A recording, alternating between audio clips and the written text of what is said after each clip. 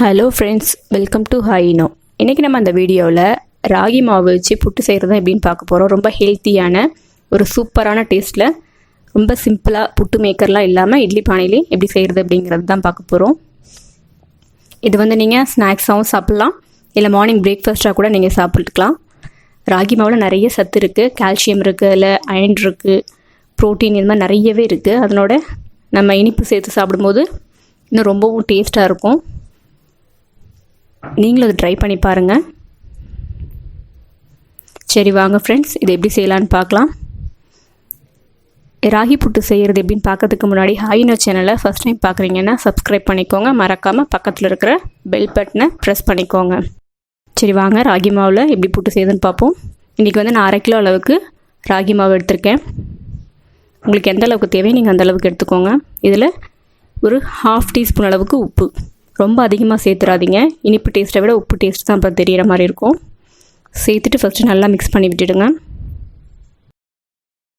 உப்பு சேர்த்து மிக்ஸ் பண்ணதுக்கப்புறமா கொஞ்சம் கொஞ்சமாக தண்ணி தெளித்து அந்த சின்ன சின்ன கட்டிலாம் இல்லாமல் நல்லா உதிரியாக வர்ற அளவுக்கு கையால் நல்லா பிசைஞ்சு விட்டுக்கோங்க. ஒரே டைமில் தண்ணி சேர்த்துறாதீங்க. கொஞ்சம் கொஞ்சமாக தெளித்து நல்லா அந்த சின்ன சின்ன கட்டிலாம் இல்லாமல் இருக்க உடச்சி விட்டுட்டே இருங்க. இந்த மாதிரி கையை வச்சு நல்லா அந்த சின்ன கட்டி இல்லாமல் நல்லா உதுத்து விட்டுக்கோங்க. உங்களுக்கு அப்போ தான் புட்டு ஆவியில் வேக வச்சுட்டு சாப்பிடும்போது பார்த்திங்கன்னா நல்லாயிருக்கும். இல்லைனா சின்ன சின்ன கட்டியாக அந்த உப்பு கட்டி மாதிரி இருக்கும்.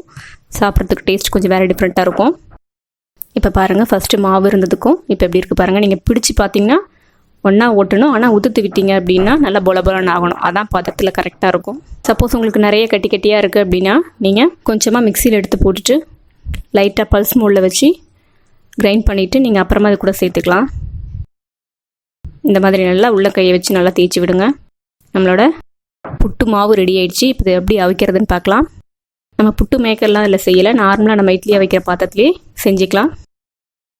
இந்த மாதிரி ஒரு இட்லி தட்டில் நீங்கள் இட்லி அவிக்கிற அந்த துணியவே நினச்சிட்டு அந்த தட்டு மேலே போட்டுக்கோங்க. நம்ம அந்த ராகி மாவை அதில் வச்சிடலாம். ஃபுல்லாக அதில் வச்சுருங்க. இது வைக்கிறதுக்குள்ளே நான் இட்லி பாத்திரத்தில் தண்ணி சூடு பண்ணிக்கிட்டு இருக்கேன். எல்லா மாவையும் நம்ம அந்த இட்லி தட்டில் வச்சுட்டோம். இப்போ தண்ணி நல்லா சூடாகிட்டுருக்கு. இப்போ இதில் வச்சுட்டு ஒரு 10 to 15 மினிட்ஸ் தான் உங்களுக்கு மீடியம் ஃப்ளேமில் வச்சுட்டு நீங்கள் வேக வச்சுக்கோங்க. சப்போஸ் உங்கள்கிட்ட புட்டு மேக்கர் இருந்ததுனாலும் நீங்கள் அதில் கூட செய்யலாம். ஃபஸ்ட்டு ஒரு லேயர் தேங்காய் துருவல் சேர்த்துக்கணும். அப்புறம் நம்ம அந்த தண்ணி தெளித்து வச்சுருக்கிற மாவு, அப்புறம் தேங்காய் துருவல், அப்புறம் மாவு, அப்புறம் லாஸ்ட்டாக தேங்காய் துருவல். உங்களுக்கு எத்தனை லேயர் தேவையோ அத்தனை லேயர் நீங்கள் யூஸ் பண்ணிக்கோங்க. இப்போ அதை மூடி வச்சு ஒரு 10 to 15 மினிட்ஸ்க்கு நம்ம வேக வைக்கலாம். நல்லா ஆவி வருது. இப்போ பாருங்கள், ஒரு 10 நிமிஷம் ஆகிடுச்சு எனக்கு கரெக்டாக. இது மாவு வெந்திருக்கா இல்லையான்னு எப்படி தெரியும்னு பார்த்தீங்கன்னா, நீங்கள் கொஞ்சம் மாவு எடுத்து கையில் பார்த்தீங்கன்னா உங்களுக்கு ஒட்டவே ஒட்டாது.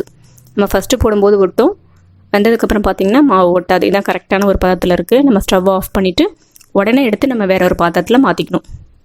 அந்த சூட்டோடய நீங்கள் மாற்றினீங்கன்னா தான் உங்களுக்கு அந்த புட்டு சின்ன சின்ன கட்டிலாம் இல்லாமல் நம்ம உதுத்து விடுறதுக்கு ஈஸியாக இருக்கும். புட்டு செய்து ரொம்பவே ஈஸி ஃப்ரெண்ட்ஸ். சின்ன சின்ன இந்த ட்ரிக்ஸ் எல்லாம் நீங்கள் ஃபாலோ பண்ணிங்கன்னா பிகினர்ஸாக இருக்கிறவங்க கூட இதை ரொம்ப ஈஸியாக ரொம்ப டேஸ்டியாக செய்ய முடியும். அந்த சூட்டோடையே இருக்கும்போது இந்த மாதிரி ஒரு கரண்டியை வச்சு அந்த சின்ன சின்ன கட்டிலாம் இல்லாமல் நல்லா உடச்சி விட்டுக்கோங்க. கை வச்சு செய்ய வேண்டாம், சூடாக இருக்கும். ஆறிடுச்சு அப்படின்னா அந்த கட்டியெல்லாம் அப்படி இருக்கிற மாதிரி இருக்கும். அதனால் அந்த சூட்லேயே நீங்கள் நல்லா உடச்சி விட்டுக்கோங்க. நம்ம வேக வச்ச புட்டு மாவு ரெடி ஆகிடுச்சு. இதில் எல்லா புட்டுலையுமே இனிப்பு சேர்க்கல, ஒரு கொஞ்சமாக எடுத்துக்கிட்டு அதில் சேர்த்துக்கிறேன். உங்களுக்கு எப்பப்போ தேவையானப்போ நீங்கள் அதில் இனிப்பு தேங்காய் சேர்த்துக்கிட்டிங்க அப்படின்னா உங்களுக்கு மாவு வீணாகாமல் இருக்கும். நீங்கள் மறுநாள் கூட வச்சு சாப்பிட்றதுக்கு ரொம்ப டேஸ்டியாக நல்லாயிருக்கும். தேங்காய் சேர்த்துட்டிங்க அப்படின்னா சீக்கிரத்தில் கெட்டு போயிடும். சிலர் இனிப்பு சாப்பிட மாட்டாங்க. அவங்களுக்கு நீங்கள் அந்த ஸ்டேஜில் இதில் தேங்காய் மட்டும் போட்டுட்டு நீங்கள் மிக்ஸ் பண்ணி சாப்பிட்லாம். இதோட நம்ம துருவி வச்சுருக்கிற தேங்காய் சேர்த்துக்கோங்க. கொஞ்சமாக ஏலக்காத்தூள். நீங்கள் லைட்டாக நெய்யில் கூட வறுத்து போட்டிங்கன்னா இன்னும் ரொம்ப அந்த ஃப்ளேவரும் சரி அந்த டேஸ்ட்டும் சரி ரொம்பவே நல்லாயிருக்கும். நான் இதில் நெய்யில் வதக்கலை, நீங்கள் அப்படியே நான் ஆட் பண்ணியிருக்கேன். இதுக்கு தேவையான இனிப்பு இதில் நாட்டு சக்கரை யூஸ் பண்ணியிருக்கேன். நீங்கள் முடிஞ்ச அளவுக்கு சுகரை அவாய்ட் பண்ணிவிட்டு இந்த மாதிரி நாட்டு சக்கரை இருந்தால் சேர்த்துக்கோங்க. கட்டி வெல்லம் இருந்தால் கூட அதை நீங்கள் நல்லா துருவிட்டு அதையும் சேர்த்துக்கலாம். இதோட நான் கொஞ்சமாக வறுத்த பொடி பண்ண வேர்க்கடலை சேர்த்துருக்கேன். இன்னும் கொஞ்சம் டேஸ்ட் பார்த்திங்கன்னா ரொம்பவே நல்லாயிருக்கும் சாப்பிட்றதுக்கு. அதனால தான் வேர்க்கடலை சேர்த்துருக்கேன். நீங்கள் உங்களுக்கு விருப்பம்னா நீங்கள் சேர்த்துக்கோங்க, இல்லை அப்படின்னா நீங்கள் அதை ஸ்கிப் பண்ணிவிட்டு இதோட ஸ்டாப் பண்ணிவிட்டு நீங்கள் சர்வ் பண்ணலாம்.